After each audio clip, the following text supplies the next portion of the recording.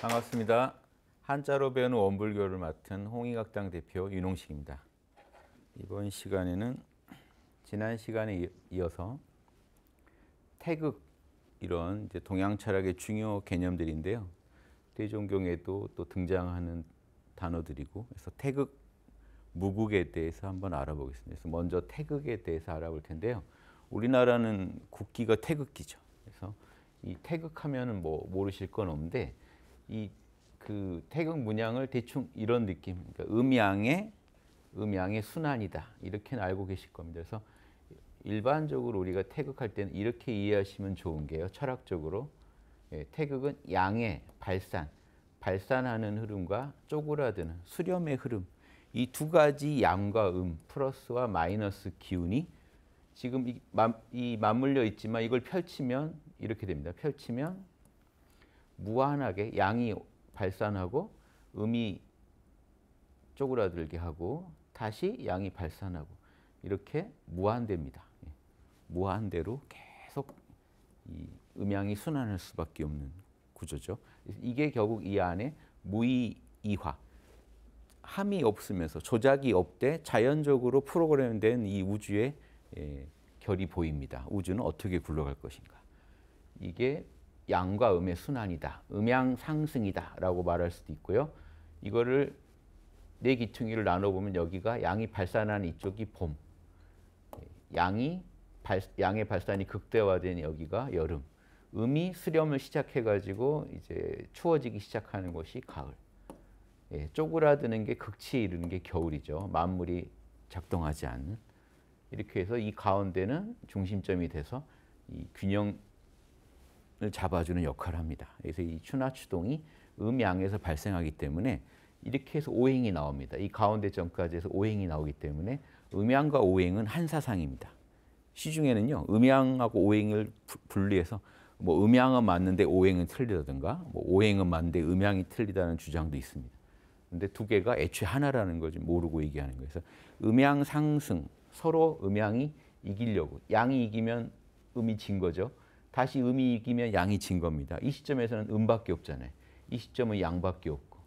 자, 이쪽을 보면 제가 그림을 잘못 그렸는데 이쪽을 보면 원래 이제 정확하게 정밀하게 그리면 봄과 가을은요, 음과 양이 딱 중간입니다. 그래서 낮과 밤 길이가 같고요. 이쪽은 양이, 이쪽은 낮이, 이쪽은 밤이 깁니다.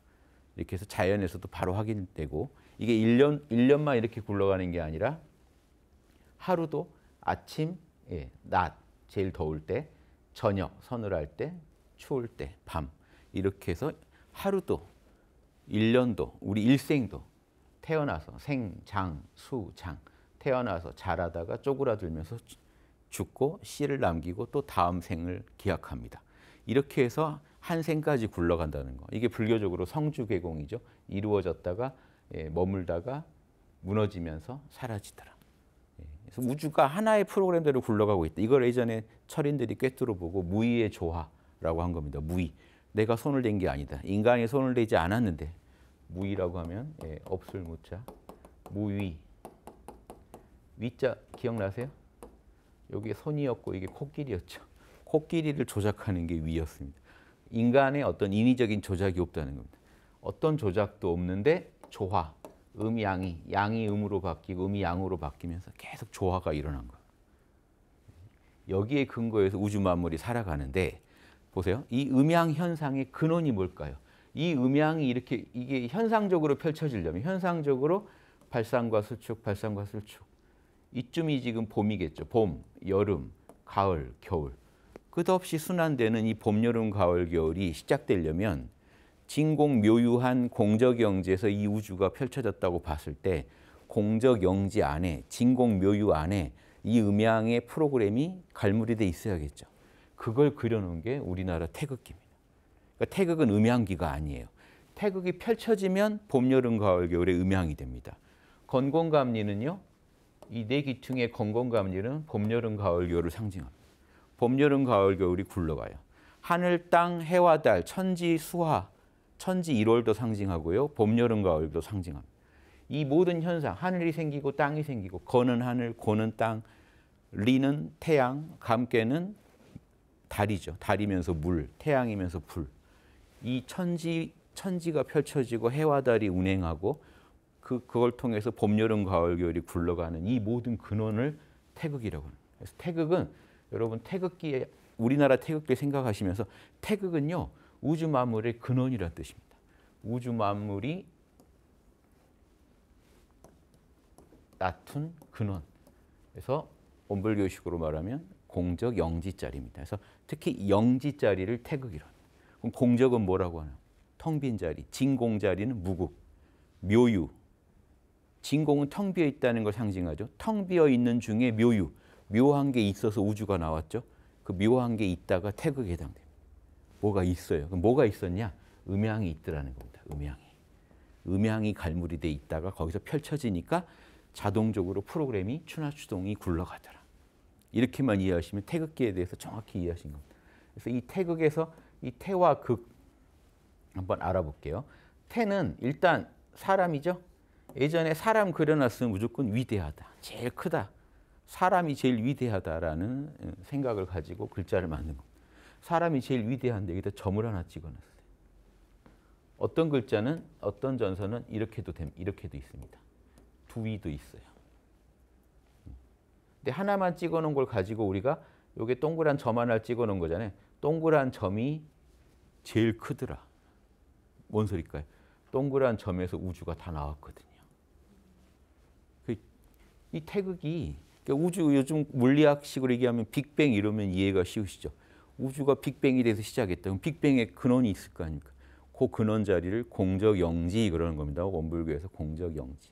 근데 공적하기만 하면 우주가 탄생 안 했죠. 공적한 중에 영지, 진공한 중에 뭔가 있어서 묘한 게 있어서 그 영지에 그 알아차리는 힘이 있어가지고 그 힘에 전지전능한 작용으로 우주가 펼쳐진 겁니다. 그래서 이 우주의 전지전능에도 해당됩니다. 태극의 양적인 측면은요 전지에 해당되고요, 음적인 측면은 전능, 우주를 만들어낸 이 두 가지 힘이 있어요. 이 전지를 원불교에서는 광명 그럽니다. 공적영지의 광명으로 우주가 나왔다 할 때 이 소리고요. 전능은 조화 그럽니다. 진공묘유의 조화로 우주가 펼쳐졌다 하면 조화작용은 전능, 뭔가 실질적인 그 작용을 말하고요. 전지는 알고 있는 거예요. 우주를 꿰뚫어 보면서 조작을 합니다. 인위적인 게 아닌 우주적인 조작을. 그게 전지전능이라서 동양에서는 이 태극을 다른 말로 천지신명 그럽니다. 천지신명. 천지신명. 전지한 측면을 천신, 땅이 물건을 실제 만들어내는 능력은 지명. 땅이 뭔가 신령한 작용을 한다. 하늘이 신령한 작용을 할 때는 우주를 꿰뚫어 보겠다. 무형의 하늘이. 유형의 땅은 뭔가 만물을 다 만들어내면서 표현해낸다. 그럼 아는 능력과 그 실제로 하는 능력의 차이죠. 그래서 태극에 이 두 개를 그려놓은 것은 음양, 전지전능한 두 힘, 음양을 그려놓은. 이 음양이 우주를 다 낳았으니까 우주에서 제일 큰 거 아닌가요? 태극은 우주의 CR이에요. 우주의 CR 자리인데 거기서 우주가 다 나왔으니까 온 우주보다 더 큰 거 아니냐 이겁니다. 그래서 태극이라고 합니다. 그래서 클태자입니다. 위대한 그 자리. 그래서 한 점이 제일 크다. 왜? 우주가 다 거기서 나왔습니다. 그런데 이렇게 음양 두 개로 쪼개져 있지만 한 덩어리인 이걸 생각해 보시면 이게 뭐 같을까요? 콩이요. 콩태자입니다. 그러니까 콩. 이 동그란 거에 초점을 두면 콩태. 이렇게도 쓰는 겁니다. 이제 굴려서 쓰는 거예요. 이거는. 원래 의미는 클태. 그런데 이것도 생각해 보시면 자, 사람이 그대로 크다는 뜻이다. 그런데 이 사람은요, 사람이 아니라 이제 큰 우주의 근원 의미할 때는 여기서 생명수, 동양에서는 천일생수라 그래요. 하늘이 처음에 물을 낳았다. 오행 중에 처음에 물이 생겼다. 이 생명수에서 오행이 다 나왔다. 이게 이제 하도에 근거한 사상입니다. 천일생수 사상인데 위대한 그 생명수를 받들고 있는 모습입니다. 이게 뭘까요? 자, 이렇게 사람이 이렇게 되고 받드는 손이 이렇게 되고 여기에 물수, 클태자. 이것도 우리가 아는 이거 이렇게도 쓰죠. 태평성대 할 때는 이태자 쓰죠. 똑같아요. 사람, 위대하다는 사람이 그를 상징하는 대자에서 시작합니다. 이 위대한 대자에다가 점 하나 찍어놓으면 우주가 시작된 시작점. 우주보다 더 크죠. 그러니까 거기가 크다. 또 거기 우주의 모든 생명의 시작점, 생명수를 그려놓고 받드는 모습을 그려놓고 클 때. 어떠세요? 여기까지만 봐도 이미 태극이 나왔죠. 극은 또 더 멋집니다. 극. 요 부분, 나무목은 아시니까 요 부분은 어떤 의미일까요? 이거 보시면 이게 벌써 천지예요. 하늘과 땅. 여기에 사람이 이렇게 있습니다. 사람 머리가 지금 하늘하고 만났어요. 원래 하늘을 뜻하는 것도 사람의 지금 머리죠. 사람 머리가 하늘인데 사람 머리가 하늘하고 만났어요. 땅을 딛고 서 있어요. 그러니까 이게요. 자주극자인데요.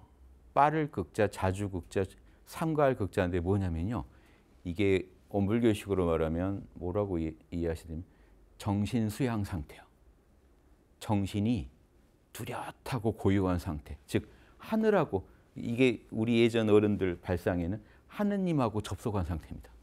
그러니까 발은 땅에 딛고 있는데 머리가 하늘하고 접속해 버렸어요. 이때 오래 못 가더라는 거예요. 자주 접속해라. 그게 짧더라. 짧게 자주 이런 뜻이 갖게 됐습니다. 근데 이때 보세요. 이때 말을 하고 손을 쓰면 이때 말하고 행동하면 완전히 달라지는 거예요. 딴 사람처럼 민첩하게 말을 하고 민첩하게 행동을 할 수 있어요. 신속하다는 뜻도 있습니다. 그러니까 제가 그 몰입책도 썼잖아요. 몰입 4단계 상태예요. 깊은 몰입 상태에서 말을 하면요. 흐름 안 끊기고 하다가 한번 흐름 끊겨버리면 버벅거립니다. 이제 내 정신이 돌아오면 이제 약간 신들린 정신같이 이게 사실은 뚜렷하고 고요한 정신이 각성했을 때 공적영지의 해광이 내 안에서 딱 빛날 때는요. 모르던 게 알아지고 안 되던 게 됩니다. 손 조작도 달라져요. 이때 게임을 해야 게임이 물 흐르듯이 갑니다. 아이들한테 물어보세요. 게임 잘 안 되는 날과 되는 날의 차이. 되는 날은요. 시공도 잊혀지고요. 이게 벌써 하늘하고 만나고 있습니다. 정신이 고요해지면서 깨어나기 때문에 시공도 사라지고 그냥 물 흐르듯이 손이 움직입니다. 근데 내 정신을 하려면 버벅거립니다. 여기를 의식하면 여기를 놓치고 여기를 보면 여기를 놓치고 알던 것도 기억이 안 나고 그러니까 모르던 것도 알아지고 안 되던 것도 돼야 돼요. 모르던 것도 알아져서 말을 할 수 있고 안 되던 것도 돼서 손을 쓸 수 있습니다. 근데 이게 짧더라. 짧을 극자, 신속할 극자, 자주 극자입니다. 자주 일해야 된다. 하늘하고 통한 사람이에요. 천인, 원불교에서 천인이라고 하면 이 상태 오래 이제 영원히 이 상태에 있으면 천인이죠. 잠깐씩이라도 우리는 천인 기분을 낸다는 뜻이고요. 근데 이게 결국 무슨 의미가 있냐면 자, 머리가 여기서 포인트를 머리가 지금 천장에 닿았다는 데 포인트를 두고 나무 목자를 그려놓으면 이게 뭐가 되겠습니까? 이 극자는 마룻대를 의미해요. 집의 제일 위에 마룻대. 그러니까 집의 꼭대기. 집의 꼭대기. 그러니까 지금 여기서 꼭대기라는 의미를 가져온 겁니다. 나무로 집의 꼭대기, 저 위에 꼭대기를 하늘을 만들어 놨다. 그게 마룻대입니다. 이게 집을요, 대충 제가 이렇게 그려본다면 이렇게 돼 있잖아요. 기둥이 있으면 이거는 대들보입니다. 들보. 그러면 여기다 이렇게 하면 석가래예요. 작은 나무. 그럼 석가래 어디다 걸어놓냐? 마룻대에다가 걸어놔요. 근데 요 위에 마룻대 하나를 더 만드는 게 있어요. 용마루, 이거는. 용 모양으로. 그래서 경복궁 가시면 용마루가 없는 집이 하나가 있어요. 그 왕 주무시는 데는 용 위에 용을 또 놓으면 안 되니까 용이 없습니다. 그러니까 마룻대만 있어요. 용마루라는 건 이제 지붕 밖에 보이게 또 하나 해놓는. 근데 지금 이건 석가래예요. 그래서 지금 이거 마룻대, 집의 마룻대예요. 그러니까 집의 맨 위에 꼭대기를 말해요. 그래서 이 극이라는 건 꼭대기입니다. 그래서 북극 하면 북쪽 꼭대기죠. 남극, 남쪽 꼭대기. 태극은요, 우주 꼭대기. 우주가 나온 꼭지점이요. 우주가 어디서 나왔느냐. 옛날에 이 정도 철학을 했습니다. 우주가 나온 꼭지점을 생각했어요. 요즘 빅뱅이나 이런 거 연구해야만 나올 얘기가 아니고 철학에서는 예전부터 그 점을 우주의 시작점을 태극이라고 봤어요. 진공 묘유면 묘유 쪽이에요. 묘유에서 우주가 공적영지의 광명과 조화로 우주가 나오거든요. 여기까지 해서 태극. 아시겠죠? 예전에 원효대사가 그 다른 스님이 다 무시하다가 금강산매경이라는 게 발견됐는데 신라 왕이 금강산매경 풀 사람 하니까 아무도 없어요.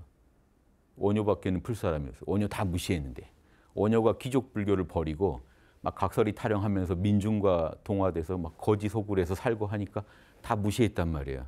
근데 실력이라는 건 차이가 나잖아요. 원효가 그때 풀면서 한 말이 있습니다. 다들 석가래 구할 때는 나를 안 찾더니 마루때 찾을 때는 나밖에 없지. 석가래랑 나랑 이렇게 레벨 차이가 있다 하는 얘기할 때 이런 얘기도 합니다. 무국은 이제 아셨죠? 태극에서 이 꼭대기를 배우셨죠? 꼭대기.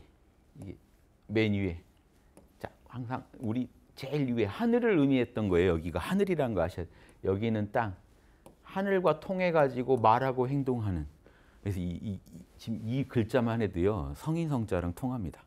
성인성자 기억나세요? 이렇게 귀자, 이 구자, 사람이 이렇게 흙 위에 서 있는 모습. 사람이 높은 데 서 있는데 높은 데 서 있다는 게 벌써 하늘하고 통해서 아무도 못 듣는 천명을 듣고 하느님의 명령을, 우주적인 명령을 듣고 말로 남한테 설명해 줄 수 있는 사람. 이렇게 아는 건 지혜고 말로 해주는 건 자비니까 지혜와 자비를 갖춘 성인일세 하는 게 성인성점. 요것도 통하죠. 사람이 땅에 사는 사람이 땅에 사는데 하늘하고 통해 가지고 하늘의 소식을 말로 해주고 하늘이 할 일을 대신해서 손을 써줘요. 하늘은 손을 못 쓰니까. 인간의 위대함이. 그래서 이 큰 대자 써놓고 제일 위대하다고 하는 거예요. 사람이 있어야 천지도 기능한다고 본 거예요. 예전에. 천지, 하늘은 무형의 정보고 땅은 이 유형의 만물인데 중간에 사람이 없으면 누가 이 천지신명을 대신해 주냐는 거예요. 천지신명은 말을 못하고 손을 못 쓰는데. 그러니까 말하는 자연이 성인이다. 이 말은 행동하는 자연, 손을 쓰는 자연이 성인이라는 거랑 같은 겁니다. 성인은 말하는 자연이고 자연은 말 못하는 성인이다. 이런 느낌으로 예전 어른들이 봤어요. 그래서 여기는 하늘을 뜻하기 때문에 나무로 하늘을 만들어 놓은 겁니다. 그러니까 마루대예요. 집의 제일 꼭대기. 그래서 이렇게 지붕 이렇게 보시면 여기가 꼭대기니까 이런 느낌으로 보면 꼭대기가 한 점으로 안 보이시죠? 태극하면 한 점으로 보여야 되는데 이런 지붕들도 한번 생각해 보세요. 사방 이렇게 피라미드 같은 지붕. 요 꼭대기를 생각하시면 더 느낌이 나실 거예요. 북극성도 우주 제일 꼭대기를 북극성이라고 하는 거죠. 우주 제일 꼭대기. 여기를 중심으로 우주가 회전하는 우주의 제일 꼭대기, 북극성. 그러면 그 태극도 우주가 거기서 나온 그 중심점. 이렇게 생각하시면 극에 이른 사람이라는 게 성인입니다. 그래서 사람은 뭐라고 하는지 아세요? 사람은? 무국 태극이 있으면요. 사람 중에 제일 꼭대기가 이렇게 이걸 왕 자리 아니에요? 왕 리더 자리. 동서남북에서 다 우러러보고 그 사람을 본받는 그 존재. 모범이 되는 존재. 예, 이거를 예전 어른들이 그 황극이라고 합니다. 그러니까 사람 중에서 되는 극이에요. 황극. 임금 자리. 동서남북에서 받들고 그 사람을 따라 배우기만 하면 되는 그런 도덕적으로 광명한 빛을 가진 존재. 서경 홍범 편에 보면 황극이라고 나옵니다. 그리고 그 후에 철학자들은 사람 중에 꼭대기라고 해서 임극이란 말을 씁니다. 그러니까 성인을요 동양에서는 임극이라고 해서 예전에 임극. 사람 중에 제일 꼭대기. 사람 중에 꼭대기. 이렇게 꼭대기까지 아신다면 그런데 꼭대기가 없대요. 무국은. 그러니까 뭐예요? 텅 비어있는 그 자리를 말합니다. 진공. 텅 비어있는데 거기에 묘유 뭔가 있어요. 거기서 이 온 우주가 나옵니다. 이 천지팔토를 통해서 온 우주가 나옵니다. 그래서 이 텅 빈 것만 있으면 우주가 안 나온다. 정산종사께서 막 얘기하시는 게. 진공만 있으면 우주 안 나온다. 공정만 있으면 안 나온다. 영지가 있어서 우주가 나온다. 거기서 우주가 시작된다. 그래서 태극은 우주가 시작된 직접적인 원인이고요. 이 무국은요. 그 태극의 근원이에요. 텅 빈. 텅 빈 중에 하나가 있었던 거니까. 그래서 이 무국은 꼭지점이 없는 꼭지점을 의미합니다.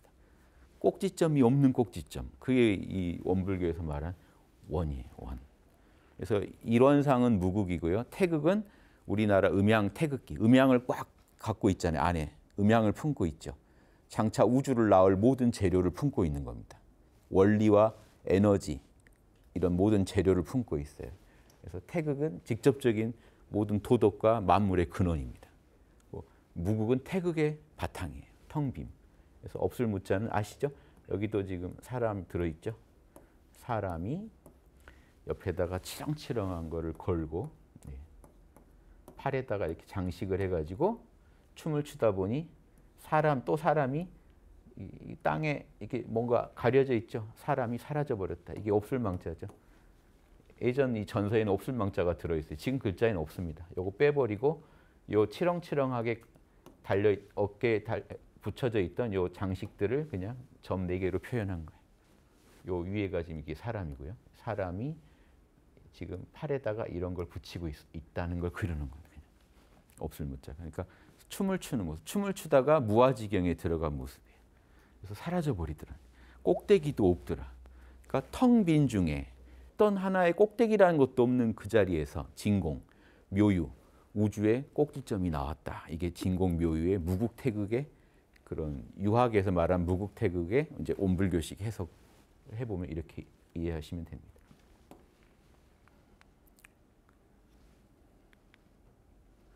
다음은 시종, 시작과 끝. 시작 시자에는 일단 여성이 들어 있습니다. 여성. 자, 이쪽이 머리예요. 머리, 다리, 두 팔이요. 자, 이렇게도 있고요. 좀 더 견손한 모습도 있습니다. 이제 팔이에요. 그래서 또 이렇게도 그립니다. 무릎 꿇고 있는. 자, 여기를 지금 이게 지금 이 여자는 여기랑 비교해 보시면 어때요? 원형을 잃었죠, 사실은. 이거 봐서는 몰라요. 이게 어떻게 돼야 이게 자가 될까요? 이게 이렇게 누워야 돼요. 이해되시죠? 이게 이쪽으로 회전을 해야 됩니다. 그러니까 지금 사람이 딱 이게 원형을 잃었어요, 사실은 지금 계집 여자는. 이해되시죠? 그래서 그런데 여성을 그려놓고 지금 요게 있어요. 요거 여성 옆에 이게 등장하면 아기로 보시면 돼요. 태아입니다. 머리가 큰 머리가 아래로 향해져 있죠. 예, 이 입구로 지금 나오기 시작했다는. 병원에 가서 아기 머리가 보여요. 이제 이 상태. 시작입니다. 시작됐다. 그래서 예전 글자에 보면 여기에 손이 더 붙여져 있는 글자가 있어요. 그 금문이나 이런 데 보면 이건 뭐냐면 이제 아기 나오는 걸 도와주는 손입니다. 이걸 그냥 생략해서 이렇게 아기를 도와주는 손이. 그래서 지금 요 맡을 사자, 이 왕비 후자 이것도요. 그 원형에 들어가면 이 글자입니다. 원형이. 그래서 이것도 뭐냐면 이게 뭐냐면 이거예요. 이것도요. 똑같죠. 그럼 이 글자만 보면은 손과 입이니까 입을 손으로 가리고 명령하는 모습으로 많이 풀어요. 저도 예전에 이렇게 풀었는데 이 시자를 연구해 보니까 더 그게 아니고 그것도 한 뜻이고 더 깊은 뜻은요. 아기 나오는 걸 도와주는 거지. 그러니까 이 왕비가 된 거는요. 아기를 낳는 모습에서 왕비의 뜻을 여성, 그러니까 그 생명체를 낳는다는 뜻으로 해서 여성 중에 리더인 왕비를 의미하게 됐고, 그러니까 왕비만 의미하는 경우가 아니고 토지신도 의미합니다. 만물을 산출해내는. 이해되시죠? 그러니까 그 생명체를 낳는다는 게 엄청난 거잖아요. 그러니까 이 맡을 사자도요. 지금 여기다가 사람인 하면 엿볼 사자가 됩니다. 엿볼사. 그럼 이 엿본다는 것도 뭐냐면요. 언제 나올지 지금 그 얼마나 중요합니까? 아기가 언제 등장할지. 이게 엄청나게 지켜보다는 뜻이고요. 이것만 하면 그 도와주는 그런 그 뭔가 관리를 의미하게 됩니다. 그러니까 잘 지켜보면서 파악하면서 항상 그 일을 할 때 그렇게 깨어서 항상 삼가하고 조심해서 해야 되는 모습에서 관리를 의미하게 됐고요. 실제로는 지금 아기가 태어나는 걸 지켜보면서 숨가쁜 상황에서 그 생명체가 탄생할 때 무사히 돕는 거 이런 의미를 해서 백성들을 무사히 잘 돕는 거 이런 거에 이 관리라는 의미로 쓰게 되고 왕비라는 의미로도 쓰게 된 겁니다. 실제로는 다 이 글자에서 시작합니다. 여성이 아기를 낳기 시작한. 그러니까 지상에 이제 첫 선을 보이기 시작한 거를 시작 시자 해놓은 거. 이해되시죠? 지금 요 글자에서 이렇게 아기 머리를 보셔야 돼요. 아기 머리. 끝은요. 실타래죠. 실타래. 그런데 여기는 뭘까요? 겨울 동자잖아요. 일단 이렇게 이해하시면 돼요. 실의 겨울 뭘까요? 추나추동 중에 끝이죠. 겨울이. 실의 끝이라고 생각하시면 돼요. 이 종은 실의 끝이에요. 실의 끝인데 그럼 예전에 그러면 각골문을 보면요.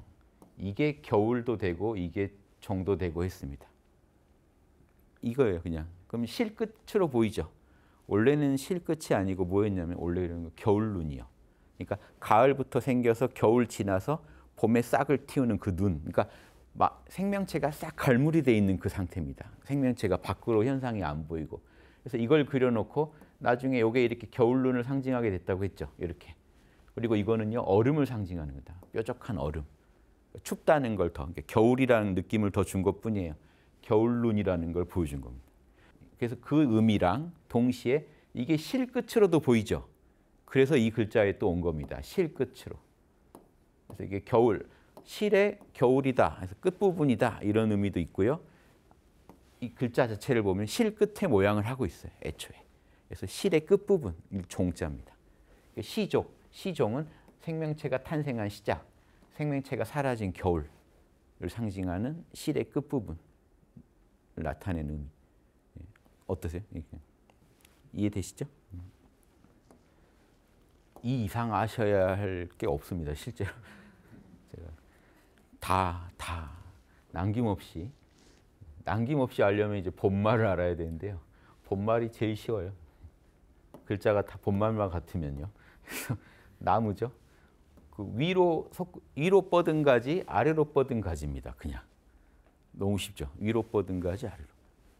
그래서 뿌리 부분은 여기잖아요. 뿌리. 줄기랑 저기 잎사귀 부분은 여기잖아요. 말단. 쉽죠. 그래서 본말. 근데 이 본말인데 여기서 이 얘기만 하고 가면 서운하고요. 그 유교 가르침 중에 대학 8.5 기억하세요? 시작이 뭔지 아세요? 성의, 정심, 수신제가, 치국평창. 수신제가는 다들 아시는데 수신제가를 하려면 경물치지를 해야 돼요. 경물이 시작입니다. 이 8개의 덕목을 공부하는데 첫째가 경물입니다. 경물하면 치지, 지혜가 이루어지고요. 알면 성의, 열심히 하게 돼 있고요. 열심히 마음을 쓰면 성의를 신성을 다하면 정심, 마음이 바로잡히게 돼 있고 그 다음에 몸가짐이 좋아진다가 수신이에요. 그러니까 제일 첫 시작은 알아야 돼요, 사람이. 무식을 일단 면해야 됩니다. 진리를 알아야 내가 옳고 그름을 알아야 거기에 열성을 보이죠. 왜냐하면 선이 아닌 것에 성의를 가지시면 어떻게 될까요? 그런 분들 많죠, 주변에도. 그러니까 옳지 않은 신념에 성의를 다해요. 그러면 진짜 무섭습니다. 열심히 안 한 분들이 고맙죠. 그러니까 무식한데 신념을 가졌다, 막 열심히 한다. 진짜 무섭거든요. 자, 그러면 첫 번째 지혜를 얻어야 되는데 경물이, 자, 이게 격자입니다. 경물치지에서. 경물. 이거 만물 물자죠. 만물을 격하라고 돼 있어요. 만물을 연구하라. 이땐 연구하다 격이거든요. 나중에 제가 또 격자 또 풀어드릴 때 격자의 자세한 뜻 풀어드릴게요. 이 경물에서의 격은 연구할 격자입니다. 연구 격자. 왜 이게 연구하다, 그것도 궁구하다, 끝까지 판단 뜻이 있습니다. 연구에서. 왜 이걸 갖게 됐냐면요. 요 각자가 각각 각자가요. 저녁이 되면 사람이 밖에 나와서 낮에 활동하다 저녁이 되면 어떻게 되죠? 각자 낮에는 같이 만나서 놀아도 저녁이 되면 각자 자기 집으로 가죠. 자, 예전에 반지하 집에 살았다고 그랬습니다. 각자 자기 집으로 갑니다. 요게 발이에요. 요게 지금 각자가 된 겁니다. 요거 발입니다. 발이 집을 향하고 있죠? 발이 집을 향하고 있어요. 여기서 집에서 이렇게 나가면요. 이건 나갈 출자가 돼요. 외출했다가 돌아가는 거예요, 지금. 근데 여기서 보세요. 나무를 그려놓고 각자를 해놨어요. 그럼 이건 또 다른 뜻이 있어요. 이게 나무를 바로잡고 나무한테 틀을 씌워가지고 휘어진 나무 바로잡는다는 뜻이 있어요. 왜냐하면 일정한 틀, 사각 틀로 돌아가게 만들잖아요. 원형, 자기 본래 모습으로 돌아가게 만든다는 거는 바로잡는다는 뜻도 있어요. 그런데 여기서는 바로잡는다라고 풀면 왕양명은 만물을 바로잡는다고 풀었습니다. 주자는 연구한다고 풀었어요. 이게 주자학과 양명학이 제일 첨예하게 붙은 구절이에요. 중에 하나예요. 왕양명은 이 물을 무력으로 봤어요. 무력을 바로잡는 게 공부다. 공부의 시작이다. 이제 주자는 이제 그렇게 풀지 않고 만물을 나아가서 만물의 본말을 연구한다는 데 초점을 뒀어요. 이치를 알아야 되니까. 그래서 보세요. 여기는 말단이죠. 여긴 뿌리죠. 여러분 공부라는 건 뭐냐면 말단의 현상에서 본질로 파고 들어가는 겁니다. 그리고 중요한 건 그게 한 나무예요. 한 나무니까 가능해요. 그러니까 한 나무니까 잎사귀에서부터 파고 들어가서 쭉 줄기 따라가면 뭐에 도달할 수밖에 없어요? 뿌리예요. 이게 연구할 격자입니다. 여러분 연구한다는 거 지금 드러난 현상. 자, 공저경지는 안 보여요. 이론상은 안 보여요. 드러난 현상은 천지만물이 있어요. 천지, 드러난 현상이 뭐죠? 원불교식으로 말하면 이거 제일 재밌습니다. 우리가 바로 만날 수 있는 건 뭐죠? 말단의 세계, 소의 세계. 여긴 대의 세계입니다. 소의 세계에서 만날 수 있는 건 천지, 일단 하늘과 땅, 그 다음 부모님, 그 다음 동포, 초목, 금수까지 포함한 동포. 내가 지금 일상에서 살아가는데 반드시 지켜야 할 법. 이게 사은이죠. 사은의 세계는 소의 세계입니다. 말단이에요. 우리가 바로 알 수 있어요. 그런데 파고 들어가 보는 겁니다. 이게 어디서 나왔지? 천지를 통해 나를 이렇게 살려주시는 그 자리는 뭐지? 부모님을 통해 나를 양육하신 그 자리는 뭐지?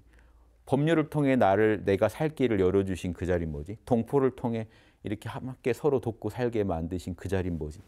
파고 들어가면 대자리에 도달합니다. 공저경지 이론상 법신불이 나와요. 그러니까 이게 연구하다는 거. 항상 그러니까 원불교식으로 설명 안 하더라도 말단에서 본질로 파고드는 게 연구다. 이게 경불입니다. 그러니까 본말에서 그걸 아셔야 돼요. 이게 본이고 말이고가 아닌 한 나무다. 한 나무인데 자 땅에 뿌리는 숨겨져 있어서 안 보인다. 그래서 안 보여서 없는 것 같은데 말단, 눈에 보이는 말단에서 파고 들어가다 보면 보이지 않는 본질까지 알게 된다. 보이지 않는 본질도 눈에 보이는 말단, 본질이면 여기 현상이라고 할게요. 현상을 파고 들어가다 보면 눈에 안 보이는 본질까지 알게 된다. 이게 경물 공부다. 이렇게 하시면 사리 연구할 때는 핵심이 눈에 드러난 현상이 뭐예요? 사. 눈에 드러난 사를 가지고 파고 들어가면 눈에 보이지 않는 리, 원리까지 알게 된다. 이게 원리를 연구한다는 거다. 사리를 탐구한다는 거다. 본말에서 여기까지 하시면 좋겠습니다.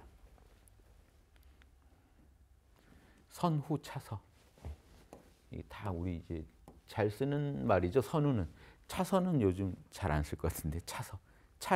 차례와 질서죠. 차례와 질서, 순서. 뭘까요? 우리 선생님, 선진 이런 말 많이 쓰죠.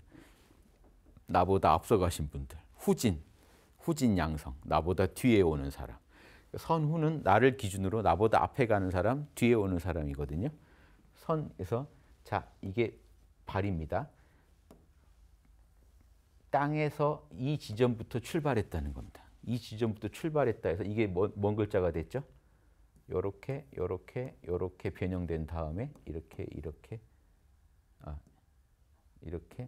돼가지고 갈지자가 됐어요. 이게 갈지자가 됐어요. 그렇죠? 갈지자가 됐습니다. 이게 가다예요. 어느 지점에서 출발해서 가기 시작했다. 지금 요 윗부분이요. 요게 지금 이 갈지자가 자 여기서 갈지자로 변형된 케이스도 있지만 여기서 선비사자 모양으로 변형된 케이스도 있습니다. 정리가 다듬어지기를. 그렇죠? 여기 지금 비슷하잖아요. 여기서 이렇게 위치만 살짝 다르지 비슷하죠. 선비사자랑. 그래서 이게 이렇게 같아지면서 지금 이 글자처럼 같아져 버리게 봐버리면 해서에 오면서 선비사자로 변형되고 어떤 글자는 갈지자 그대로 가요. 그래서 지금 우리가 아는 갈지자로 간 케이스가요. 뜻지자. 뜻지자도 지금 선비사자로 선지사자 모양으로 간 경우요. 갈지자가 뜻지자가 있습니다. 이것도 원래 갈지자예요. 마음이 가는 게 뜻이에요. 근데 지금 선비사자가 돼서 선비의 마음이 돼버렸잖아요. 이 뜻이 안 맞게 됐죠. 지금 여기도 지금 선비사자 모양을 하고 있죠. 근데 이게 아니란 걸 아니까 또 변형시켜서 지금 현재로서는 지금 이게 요 획이 끊어지고 이렇게 됐습니다. 여기는 사람을 뜻합니다. 팔, 다리. 팔, 다리. 그런데 이 사람이 어떤 사람이냐? 이상한 글자죠. 자, 이렇게 그려볼게요. 무슨 글자일까요? 이게 더 원형이에요. 근문이 이래요. 사람인데 나보다 앞서 가신 사람이에요. 나보다 앞서서 한 발 더 나가신 사람. 먼저 가신 사람. 선진, 선배, 선생. 됐죠? 후지는요. 그럼 뒤에 온 사람은 또 어떨까요? 여기는 이게 도로를 뜻하는 행이죠. 사거리를 뜻하고요. 사거리에서 원래 이것도 나중에 붙었습니다. 원래 글자는 이것만으로 있었어요. 실이에요. 밑에는요. 요거 발이요. 이것도 발이 이게 반대입니다. 이쪽은 발이 위로 가 있죠. 요건 발이 지금 밑으로 가 있어요. 그래서 일단 글자로 이미지적으로 구분이 되고요. 근데 이제 뭐 발이 뒤로 가 있다가 포인트는 아니에요. 여기서. 요거는 뭐죠? 실이요, 실. 실타래. 이 실이에요. 여러분보다 뒤에 오는 사람한테 뭐라고 하고 싶겠어요? 누가 뒤에서 잡아당기냐? 발에 끈 묶였냐? 누가 너 뒤에서 발 묶거나 발에 지금 쇠사슬 같은 게 달려서 걷고 있는 사람을 그려놓은 겁니다. 뒤처질 수밖에 없죠. 그래서 뒤에 온다는 뜻입니다. 후진, 후배. 그러니까 뒤처져서 오는 사람을 실제로 발목에 쇠사슬을 한 사람이 천천히 걷는 걸 보고 글자를 만들었을 거다라고 보기도 하고요. 제가 볼 때는 또 그것도 가능하고 아니면 누가 발에 묶어서 뒤에서 당기는 것처럼 천천히 뒤쳐져 걸어오고 있는 사람을 의미한다고 볼 수도 있겠죠. 그러니까 꼭 죄수의 발을 그려놨다고 볼 필요는 없다. 제 생각은 의미가 묶여 있어가지고 제대로 못 걸으면서 천천히 오고 있는 뒤처지는 사람을 처음에 상징할 때 썼고 나중에는 뒤에 오는 사람을 그냥 뒤쪽을 후, 앞쪽을 선 이렇게 쓴 것 같습니다. 이해되시죠? 선후 이제 아셨죠? 이제 의문 없으시죠? 여기 위에 이게 실이잖아요. 요건 발이었고요. 발에 실이 묶여 있으니까 뒤에 올 수밖에 없습니다. 뒤처질 수밖에 없습니다. 차서. 자, 차례와 순서. 자, 요거는요. 이렇게 보시면 이게 지금 이게 하품음자거든요. 하품음자는 좀 알고 보시면 이게 글자가 보일 텐데 원래 원형은 진짜 쉬워요. 각골문은 이거예요. 입 쩍 벌리고 있죠. 지금. 이게 지금 이게 하품이 이렇게 이게 돌아버렸어요. 얘가 이게 빙글 돌아버렸네요. 아래쪽으로. 그러니까 원형을 잃었죠. 그렇죠? 원래 이거를 이렇게 그려줬으면 여러분 더 아시기 쉬웠겠죠. 하품은 욕망이라는 게 뭐죠? 욕망이 계곡입니다. 이거는 이렇게 물이 흘러서 고였다가 이제 물이 시작되는 계곡을 그려놓은 거고요. 그러니까 여기는 이제 뭔가 산이 이렇게 계곡이 파인 거죠. 여기는 입에 하품이 일어나서 입에 갑자기 없던 구덩이가 생겼고요. 욕망이란 글자 자체가 뭐냐면 구덩이가 패인 걸 말합니다. 그러니까 여러분이 제가 늘 얘기하지만 홈쇼핑에서 그 물건을 마주치기 전엔 이랬어요. 마음이. 뭘 봤어요. 견물생심한다는 게 이겁니다. 견물한 순간 구덩이가 이렇게 패였습니다. 이 순간부터 여러분은 이 구덩이를 메꾸라는 어떤 우주적인 명령을 계속 듣게 돼요. 탐진치의 명령을 사실은. 살아. 사야 끝난다. 너가 사야 끝난다.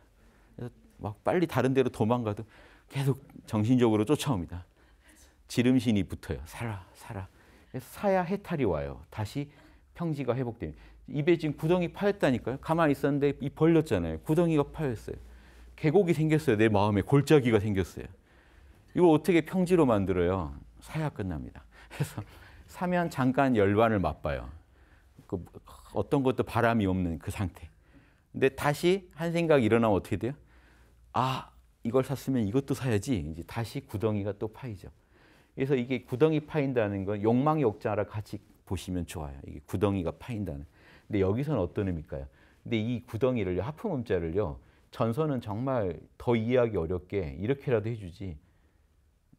여기서 이렇게 있던 거를 이렇게 해버렸어요, 지금. 그래서 원형을 좀 알기 힘들어서 그렇지 그냥 입 벌린 겁니다. 요런 입 벌리고 있는 모습을 이렇게 그린 거예요, 이거를. 이건 뭘까요? 점 2개. 차.